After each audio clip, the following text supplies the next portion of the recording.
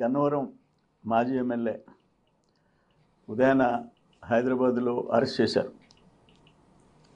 అయితే మాకైతే చాలా కొరత రాష్ట్రంలో ఉండే కార్యకర్తలకి. ఎందుకంటే అతను తెలుగుదేశంలో పుట్టి పెరిగి తల్లిపాలు తాగి రొమ్ము గుద్దినోడు. అతను వాడిన భాషకి ఫ్యాక్షన్ ఏరియాలో అయితే ఇప్పటికి అతను ప్రాణాలతో ఉండేవాడు కాదు. ఫ్యాక్షన్ ఏరియాలో అయితే ఇక్కడ కాబట్టి నువ్వు బతికి బయటపడ్డాడు. ఒక క్రూర మృగం, ఒక దుర్మార్గుడు వాడే భాష మాట్లాడినాడు. ఒక దుర్మార్గుడు. ఎందుకు ఈ జిల్లాల్లో వాళ్ళు ఎందుకు సహించారు అది మేము జీర్ణించుకోలేకపోయినాం. ఈరోజు అరెస్ట్ చేస్తే కూడా అక్కడ నాటకాలు ఆడాడు. అక్కడ డ్రెస్ చేసుకొని వస్తానని చెప్పి అందరికీ రెచ్చగొట్టి ఫోన్లు చేసి ఆపేదానికి ప్రయత్నం చేశాడు. నేనేమంటానంటే, నువ్వు గన్నవరం పార్టీ కార్యాలయం మీద చేసిన దాడి ఎప్పుడన్నా చూసామా?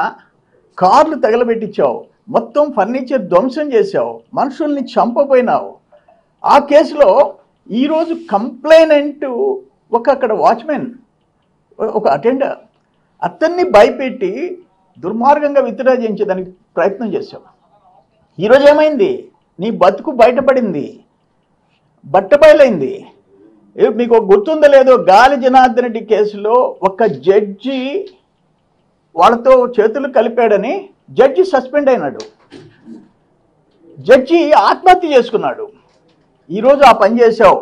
ఒక పేదవాడిని భయపెట్టి, ప్రాణాలు తీస్తానని భయపెట్టి తీసుకుపోయి కేసు విత్డ్రాయల్ అన్నావు. ఏమైపోయింది ఈరోజు? నేనేమంటానంటే, ఒకటి కాదు నువ్వు చేసిన పని, నువ్వు చేసిన పని. ఏం మాట్లాడుండావు భాష? ఒకటైతే నేను మళ్ళీ రిపీట్ చేయలేను. అధికారంలో లేనప్పుడు చంద్రబాబు ఏం పీకుతాడు? ఉడకబెట్టిన నాగడ దుంప, ఉత్తిగొట్టం ఊరేగి, ఇటువంటి ఎదవ మాటలు. లోకేష్ బాబు గారు ఏం పీకుతాడు?